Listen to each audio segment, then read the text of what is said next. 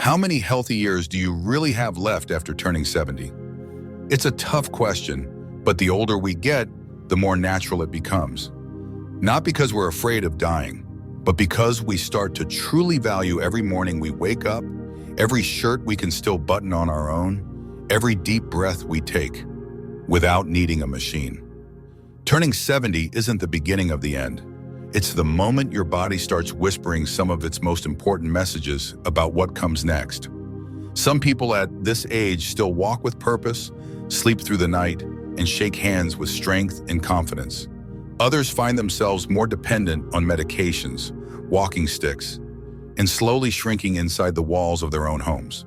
Why such a stark difference? Researchers say the answer lies in 7 simple signs, what they call survival indicators. The best part, you don't need any blood tests or MRIs to check them. You can do it right at home. These signs have nothing to do with luck or genetics. They're based on decades of studying the world's healthiest, longest living people. From the mountain villages of Japan to the coastlines of Sweden, from farmers to professors. So if you're looking for a clear, specific, and practical way to figure out where you stand on the path to a longer, healthier life, and more importantly, what you can start doing today to change course, then you're in the right place. And be sure to watch until the end, because there's one tiny sign most people overlook. It only takes 10 seconds to notice, but it's one of the strongest predictors of how many healthy years you may have left. If someone comes to mind while you're watching, your spouse, a parent, a friend who's living just like you are, share this video with them. One click from you could give them the chance to reclaim another day, another walk, another good night's sleep. And if that happens, they'll be more grateful than you'll ever know. Now let's jump into the first sign, what geriatric doctors call the longevity clock hiding right beneath your feet. First sign, your ability to climb stairs. How many stairs can you still climb in a day? For geriatric doctors, this simple action says more about your long-term health than even an ache. Many older adults assume it's normal to feel winded on the stairs, but science says otherwise. In fact, how well you climb stairs reveals a lot about your heart, lungs, and muscle strength. It's a better real-world fitness test than a blood pressure monitor or a fancy smartwatch. One large study from Spain found that people over 70 who could climb more than 60 stairs without stopping had up to a 50% lowered risk of death over the next 5 years. Why? Because climbing stairs is like a full-body diagnostic in real time. If your heart is healthy, your breathing stays steady. If your legs are strong, your steps stay confident. If your lungs are flexible, you won't be gasping for air halfway up. Take George and Walter, both 73, both from Ohio. George climbs 2 flights of stairs every morning to water his tomato plants on the rooftop. Walter, on the other hand, has to pause after just 5 steps into his house. He laughs it off. I'm fine, just a little slow. But here's the difference. George still includes stairs in his everyday life. Walter had to remodel his home, so he never has to take them at all. If you feel your heart pounding, your breath shortening, or you find yourself gripping the handrail on the way up, don't ignore it. That's not just aging, that's your physical strength quietly slipping. The good news? You can turn it around. Start small, a few steps a day, take breaks if you need to. But whatever you do, don't give up. Climbing stairs isn't just about getting to the next floor. It's about reminding your heart that it still has work to do and the will to keep doing it. Because the day you can still climb stairs is the day you still have control over your life.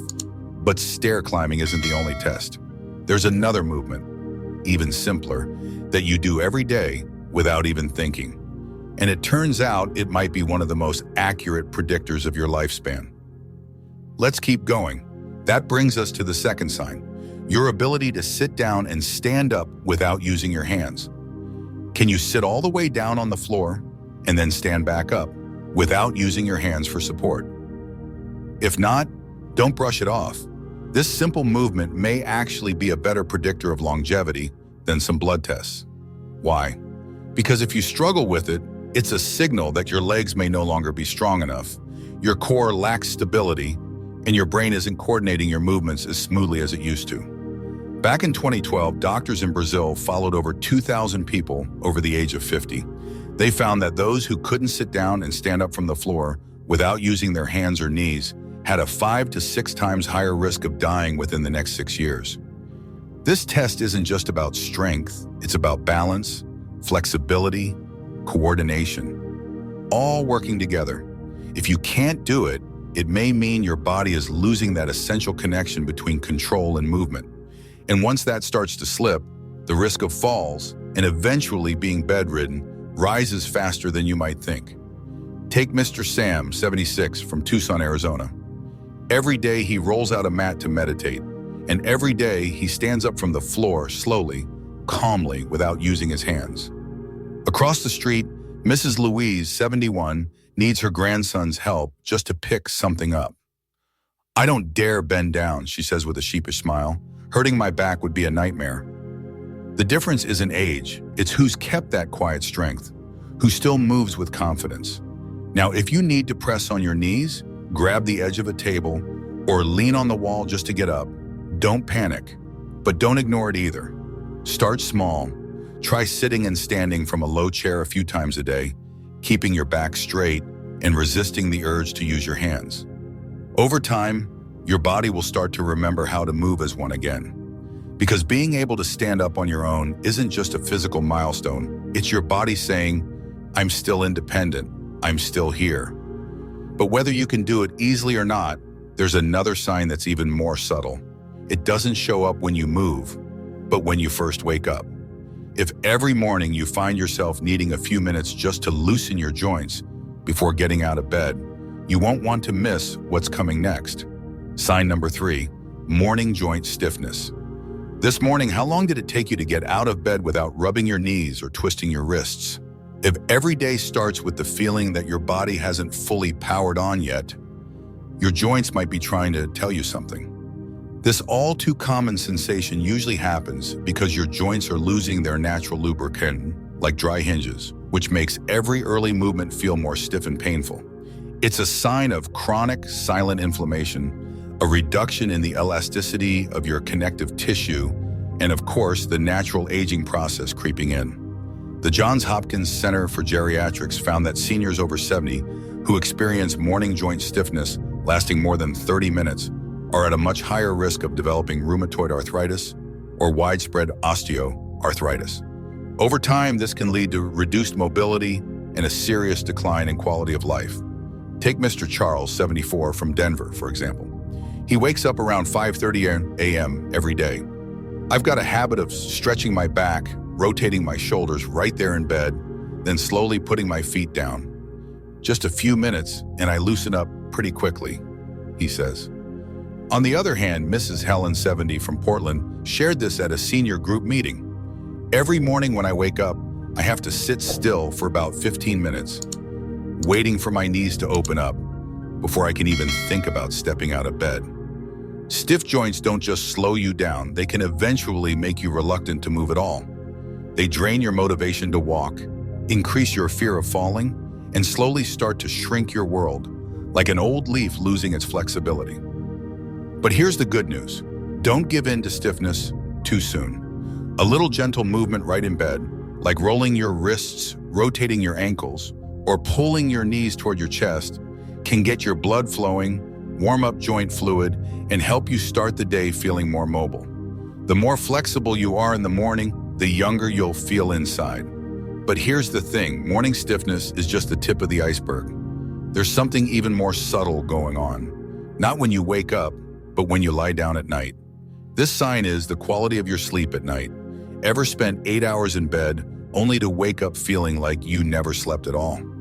After the age of 70, sleep isn't just about lying down and closing your eyes. It's more like a quiet battle between your body and the clock. Many older adults still lie in bed, but they wake up 2 or 3 times throughout the night, toss and turn until morning, or even wake up earlier than their alarm. The problem: shallow sleep means your body never gets the chance to repair itself properly.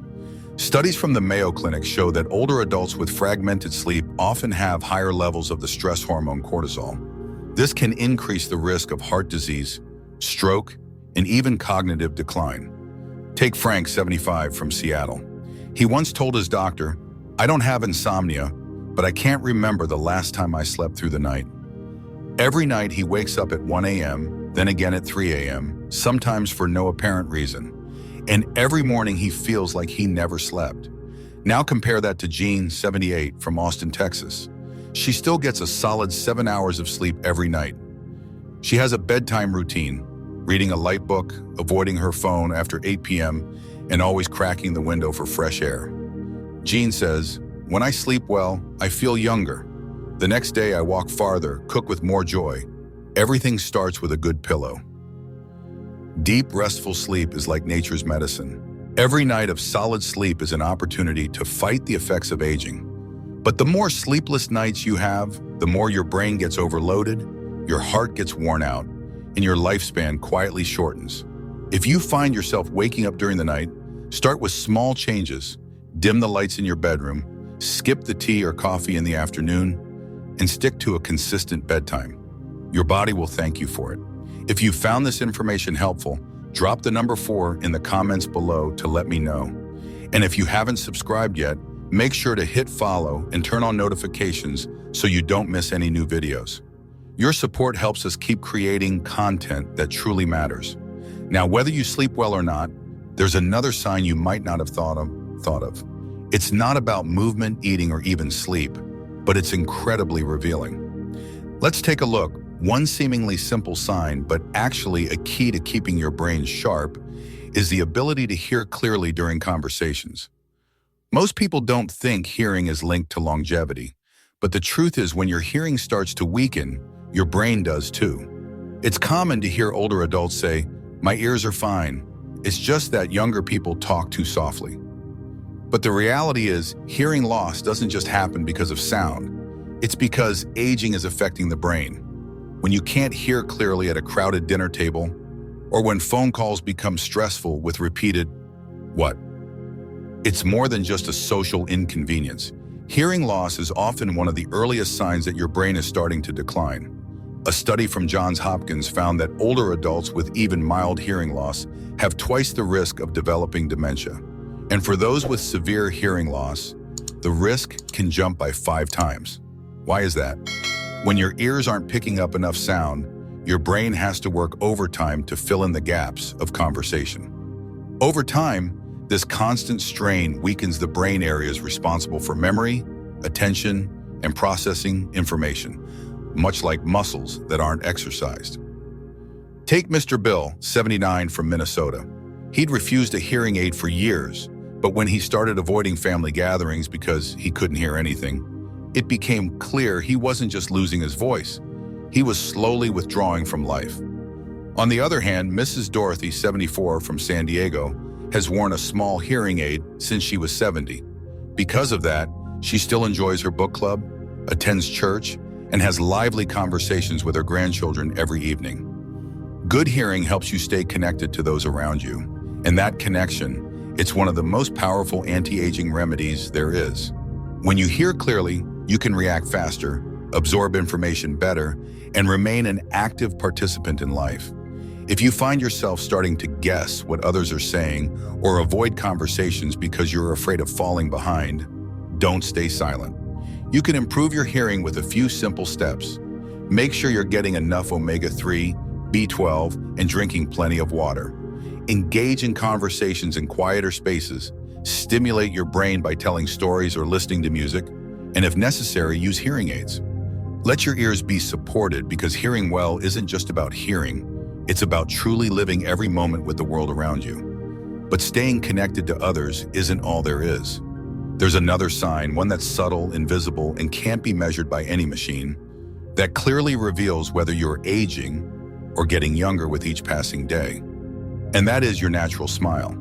It's not that you don't have anything to be happy about. It's that your spirit no longer has the strength to smile. That's when your smile, which may seem like just a simple expression, starts revealing the true age of your soul.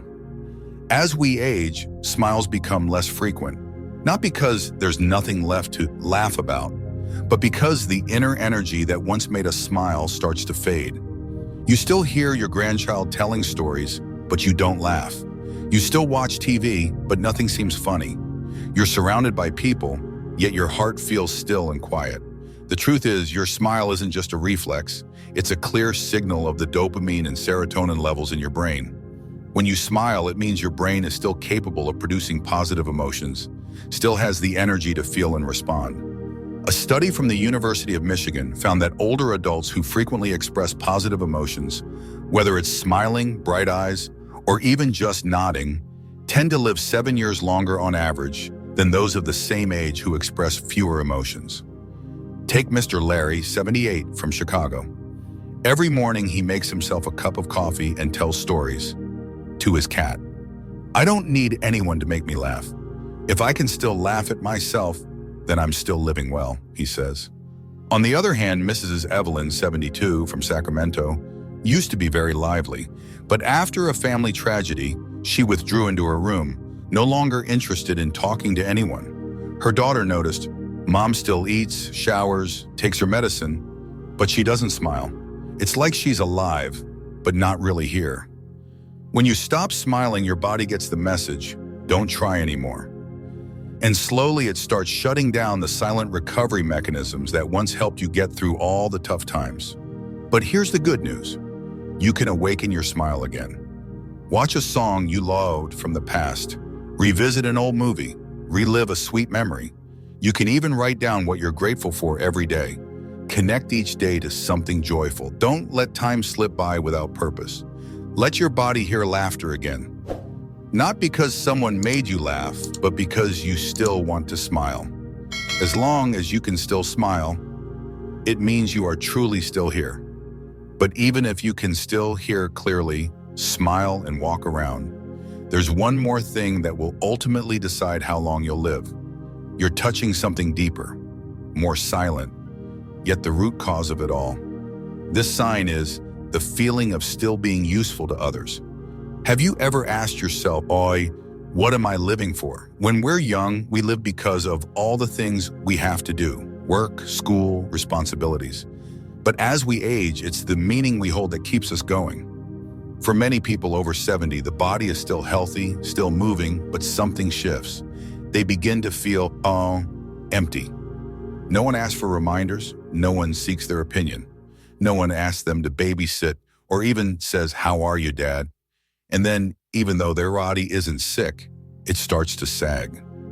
Eyes don't see as clearly, legs move more slowly, and the days seem longer. A study from Yale University found that older adults who feel useful have a 30% lower risk of death over the next 7 years compared to those who feel they no longer have a role to play.